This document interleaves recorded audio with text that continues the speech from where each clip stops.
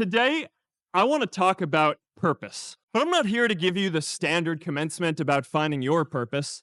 We're millennials. We try to do that instinctively. Instead, I'm here to tell you that finding your purpose isn't enough. The challenge for our generation is to create a world where everyone has a sense of purpose. One of my favorite stories is when JFK went to go visit the NASA Space Center and he saw a janitor holding a broom and he asked him what he was doing, and the janitor replied, "Mr. President, I'm helping put a man on the moon." Purpose is that feeling that you are a part of something bigger than yourself, that you are needed, and that you have something better ahead to work for. Purpose is what creates true happiness. And you are graduating at a time when this is especially important. When our parents graduated, that sense of purpose reliably came from your job, your church, your community. But today, technology and automation are eliminating many jobs. Membership in a lot of communities has been declining, and a lot of people are feeling disconnected and depressed and are trying to fill a void in their lives. As I've traveled around, I've sat with children in juvenile detention and opioid addicts who've told me that maybe their lives would have turned out differently if they just had something to do, an after-school program or somewhere to go. I've met factory workers who know their old jobs aren't coming back and are just trying to find their path ahead. For our society to keep moving forward, we have a generational challenge to not only create new jobs, but create a renewed sense of purpose. Every generation has its defining works.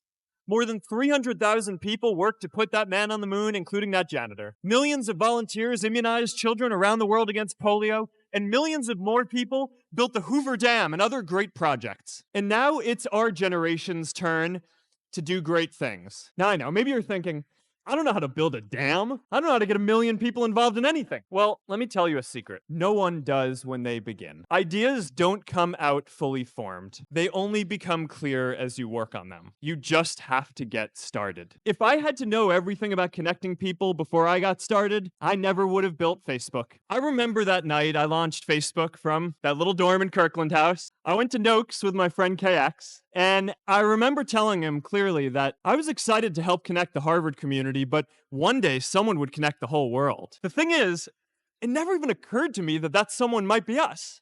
We were just college kids. We didn't know anything about that. There were all these great big technology companies with all these resources, and I just assumed one of them would do it. But this idea was so clear to us that all people want to connect. So we just kept working on it day after day after day. And I know that a lot of you are going to have your own stories just like this. A change in the world that seems so clear that you are sure someone else is going to do it, but they're not. You will. But it's not enough to have that purpose yourself. You also have to create a sense of purpose for others. And I found that out the hard way. You see, my hope was never to build a company. I wanted to have an impact. And as all these people started joining us, I just assumed that that's what they wanted to do too. So I never took the time to explain what it was that I hoped we'd build. A couple years in, some big companies wanted to buy us. I didn't want to sell. I wanted to see if we could connect more people. And we were building the first version of Newsfeed at the time, and I thought, if we could just launch this, it could change how we all learn about the world. Anyone working on a big vision is going to get called crazy, even if you end up right. Anyone taking on a complex problem is going to get blamed for not fully understanding it, even though it's impossible to know everything up front. Anyone taking initiative will always get criticized for moving too fast because there's always someone who wants to slow you down. An entrepreneurial culture thrives when it is easy to try lots of new ideas. Facebook wasn't the first thing I built.